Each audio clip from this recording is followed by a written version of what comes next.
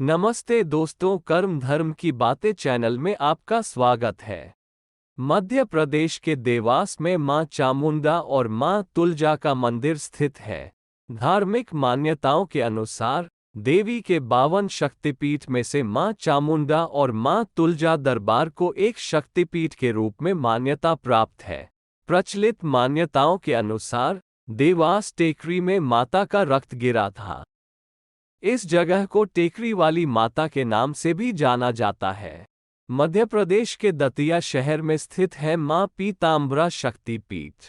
इस स्थान को तपस्थली भी कहा जाता है।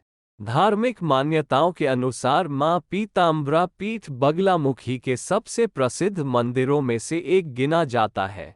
इस मंदिर में मां बगलामुखी और धूमावती देवी की मूर्ति विराजमान है। मध्य प्रदेश के प्रसिद्ध मंदिरों में एक मंदिर ग्वालियर में मांडरे की माता का भी स्थित है। ये मंदिर कंपू क्षेत्र की कैंसर पहाड़ी पर स्थित है। देवी का ये भव्य मंदिर स्थापत्य की दृष्टि से बेहद महत्वपूर्ण है। इस मंदिर में अष्टभुजा वाली महिषासुर मर्दनी मां महाकाली की मूर्ति अद्भुत और दिव्य है। मध्य प्रदेश के इंदौर जिले में पुरातन तंत्र विद्या पत्रिका चंडी में बिजासन माता मंदिर स्थित है। इन 9 दैवीय प्रतिमाओं को तंत्र मंत्र का चमत्कारिक स्थान और सिद्ध पीठ माना जाता है। मध्य प्रदेश के सतना में त्रिकुट पर्वत की चोटी के बीच बसा है, जहां माता शारदा के दर्शन के बड़ी संख्या में भक्त हजारों सीढ़ियां चढ़ कर आते हैं। यह मंदिर मैहर के नाम से प्रसिद्ध है। इसमें देवी शारदा के अलावा काली, शेषनाग, दुर्गा, गौरी शंकर, काल भैरवी, हनुमान भगवान भी विराजमान है।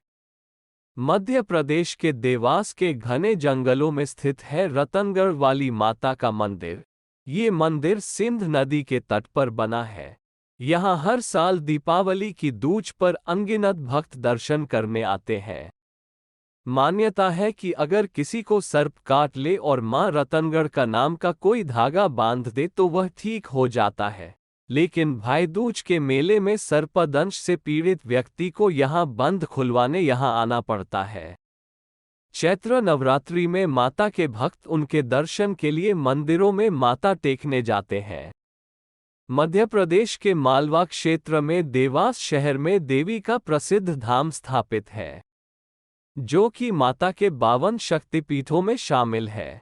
देवास का ये शक्तिपीठ इंदौर से करीब 34 किलोमीटर दूर है। ऊंची पहाड़ी पर स्थित माता का ये भवन देश भर में प्रसिद्ध है। इसकी अनोखी प्रसिद्धि का कारण यहाँ विराजमान 2 बहनें हैं।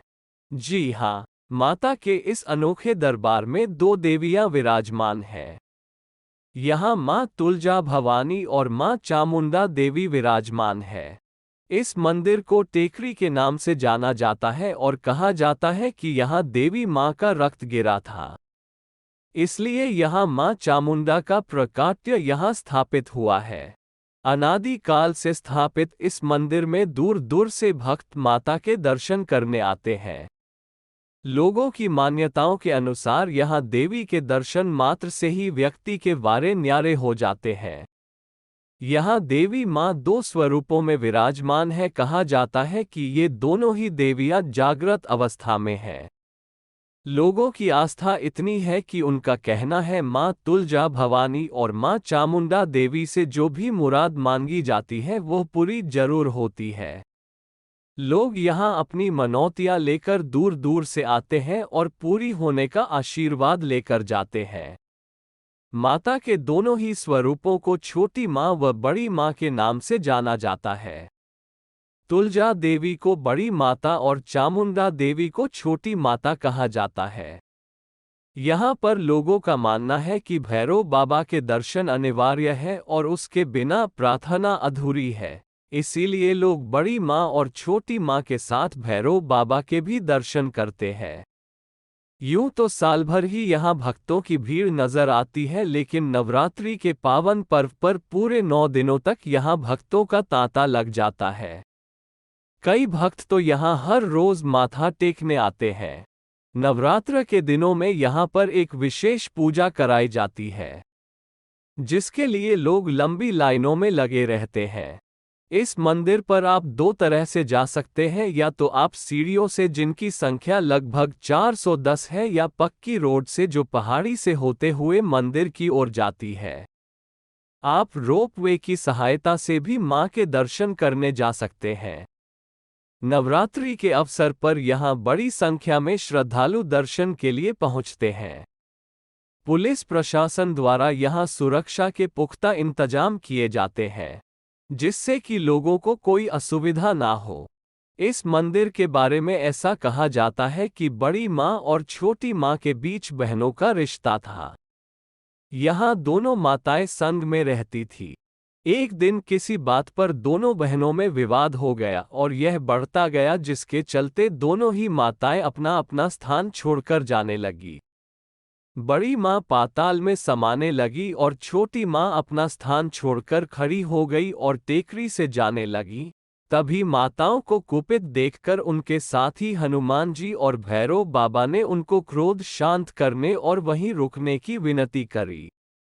दोनों ही माताएं जैसी थी वैसी ही रुक गई। बड़ी माता का आधा शरीर पाताल में समा चुका था, तो वो जैसी स्थिति में थी वैसी ही टेकरी पर रुक गईं, और छोटी माता टेकरी से उतर रही थी।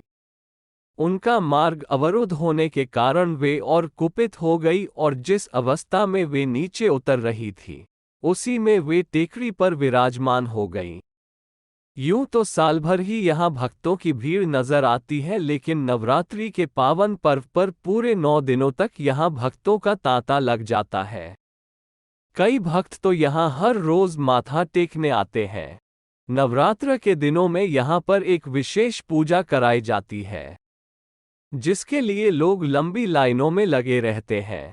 इस मंदिर पर आप दो तरह से जा सकते हैं, या तो आप सीढ़ियों से जिनकी संख्या लगभग 410 है, या पक्की रोड से जो पहाड़ी से होते हुए मंदिर की ओर जाती है।